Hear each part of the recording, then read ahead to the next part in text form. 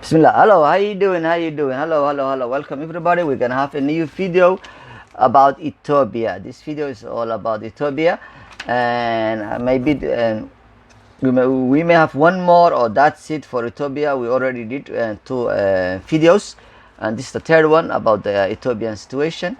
And mostly this video I try to focus economic of the country, and actually still because that's the main issue, ethnicity. That's what's up Ethiopia, ethnic and tribal competition and challenges. So that's what we're gonna also talk about. And finally, actually, I want to focus about a very challenging question that most Ethiopians talk about, or maybe other analysis actually talk about Ethiopian disintegration. Is Ethiopia going to disintegrate itself, or hopefully Ethiopia will do a one beautiful country that everything goes right and people share whatever they have. So that's it. So let's start.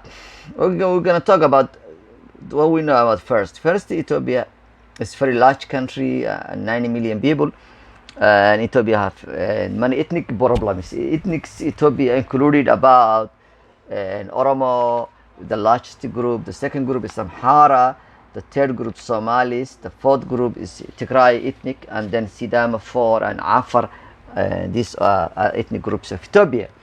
These ethnic groups of Ethiopia and had a political experience that was not good actually historically, because the domination of one ethnic or two ethnics was what was going on last 100 years, and then the last 30 years. So these two ethnic groups, they create a divided country and divided ethnic groups. And many people, they say the Amharization, that people forced an Amhara language to speak, and the only language of the country, that created sub communities within the country, and one ethnic rule for all. So that's the political struggle that currently the country challenges. So these ethnic groups numerically are different, and actually 4, 5, 3 and actually have the big share of political competition. And some they play in different, actually they people are playing like different roles. Some people they have their own militias, other people they do it peaceful to do their own bidding. So nowadays the country is doing good actually. Prime Minister Abiy, he's doing all his best to solve the Ethiopian crisis, but the problem is too large for one person to do the right final political reforms, all that stuff, because people they really are very far when it comes about how to solve the challenging question. It's like the election is who's gonna win the next one, how to do the reforms, how to do constitutional reform, how to do security reform, how to do it, political participation, how to share the power. That's the main thing. Power sharing is the most important thing Ethiopia needs to survive. Power sharing is the only way. However, many people they don't see that. It's just very important. They see it to keep Ethiopianism, and let's follow the old system. That means Amhara rule, traditional way of doing things. So that's what the Amhara are really focusing about. They say, let's keep the unity of Ethiopia and work with Amhara language, and other people should not be just demanding their own ethnic groups or the diversity or whatever. They think dividing people will just end up dividing the country at the end. It might be a right or wrong, whatever. And so let's see this. And Ethiopia right now, Oromo rule its own region, and they actually make a big umbrella now other day actually, and they have a big festival in Addis Ababa, and they set it up a political roadmap and to do the next election, which is 2020. That 2020 may be postponed, same like a census. Census should be done last year. It just postponed 2 years, and we don't know what's gonna be about the elections. So that's it about the social issues. Let's talk about the economic actually factor. Economic in general, Ethiopia is fairly huge country economically, and actually maybe some people they say it's 8% GDP, and it's just increasing for the investment, and a lot of countries are coming for investments, and the country is already roads and trains, all that stuff, and Japan, Toyota is making one big plant. Germany also, Volkswagen is building a huge assembly plant, and actually Korea is also building another one. So the country, a lot of countries are investing actually farming. So the country basic economically is very actually is doing good. However, there is no cash. The reserve is the currency reserve is not normal. They already the last 2 years just hit the country very hard, so they don't have any reserves, and that actually creating a challenge for the government. Though maybe they collect a lot of taxes, like 12 billion or something like that.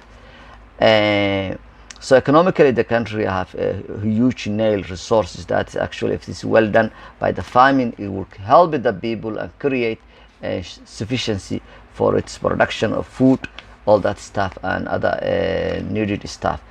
And the other thing is that they have a strong purchasing power. Since the people are 90 million plus, that's economically well sounded. If things actually go right, the country could be its own,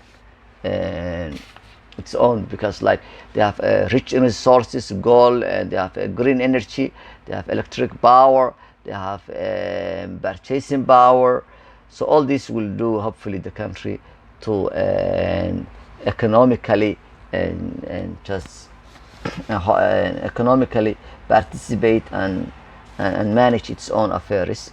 But security challenges is one issue, that all ethnic groups have their own militias, their own states, and each ethnic group they want to run their own, and they want to have set the actually they certain some things happen in the past. They want to actually set in the record, scores or something like that, because they have a problem. See them other day. They had they asked for their own state, and after just actually some conflicts happen in the region, they let it go. The referendum is coming the next November or next month. However, that created other regions demand the same thing. They say Walata wants its own region, Kaffa wants its own region. Almost 10 regions are demanding their own state within Ethiopia. They say we want to have our federal state, and to take political power sharing, and to be part of the politics. So that's what they are demanding. However, the country when it comes to the regions is doing well, and that's good thing for Abiy. Though other day he win actually peace and for the integration and the peace in East Africa, and same thing like President of Somalia Farmacho and Afwerki in Eritrea. The three of them they win that peace because they made a very well needed actually peace. They make peace with Ethiopia and Somalia and Eritrea and Ethiopia. So the region basically now is very well going and working together and creating a harmony among them, and that will do the best for their countries if they just proceed for that political and working together. Because these countries have a challenges for almost more than 100 years, and these are what created this region to be most destabilized region in Africa. The challenges East Africa have now is actually East Africa. They have too many crises right there, too many crises. So that's we have actually. So let's talk about the other issues. The Nile River is actually challenges for the Ethiopia, but that's just Egypt and Ethiopia. They have to solve that issue. So let's see. The important thing I want to talk about today is Ethiopia can stay together and create a powerful democratic country based on power sharing, freedom of speech, fair elections, and equal rights for all, rule of law. If that's not possible, the other issue that many Ethiopia are talking about, or some identics are talking about, peaceful disintegration.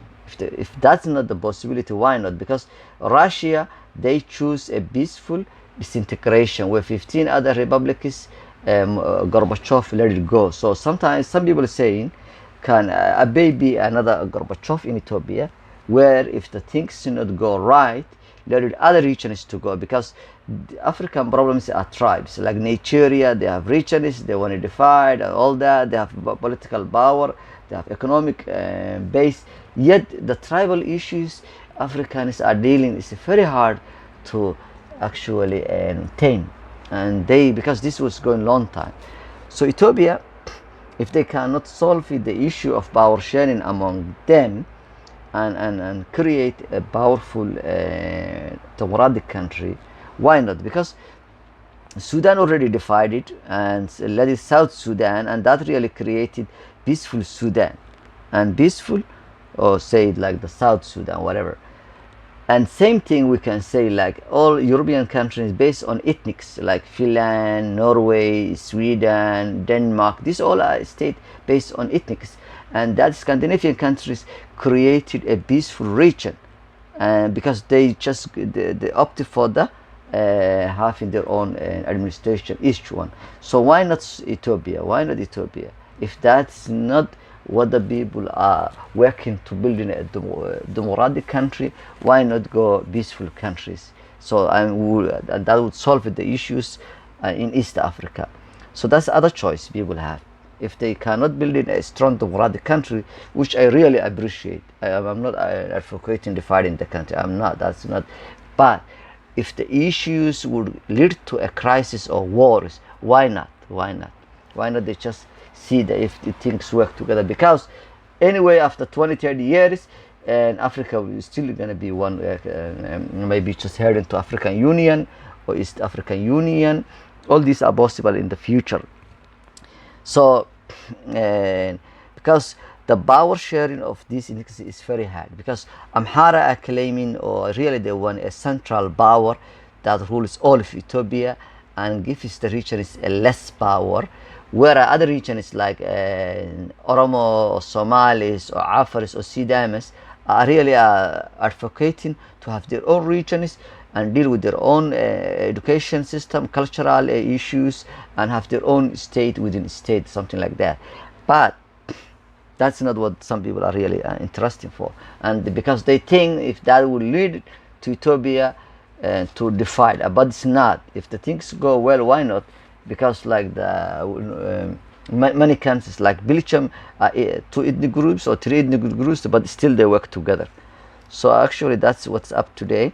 Hopefully we think Ethiopians, or I just think Ethiopians will work together and have a strong country, and that works with other Africans, because even the Somalia, Eritrea, Kenya, their interest is a peaceful country next to them that creates a very an advanced and democratic country that works best its people and its own neighbors. So that will be a win-win situation for all of us, or all the regions. So that will work well. And if that things just go and focus on solutions and solving the problem, because the realities and actually what the people are expecting are two different issues. That's why some people are opting disintegration may be the good option. Like Tigray, really, the Tigray are advocating to have their own republic and just maybe get out of Ethiopia sooner the better. That's what they say actually. But the challenge is coming 2020, the election. We will see what things happen and how the Abiy, Prime Minister Ahmed Abiy, the excellent leader, in political action and political plans, that he just transformation the Ethiopian politics. Let's see what he does, but we hope everything goes right and people solve their issues peacefully. No wars, no wars. We are tired of that. We're tired of the refugees. We're tired of all these problems. So please do the right thing.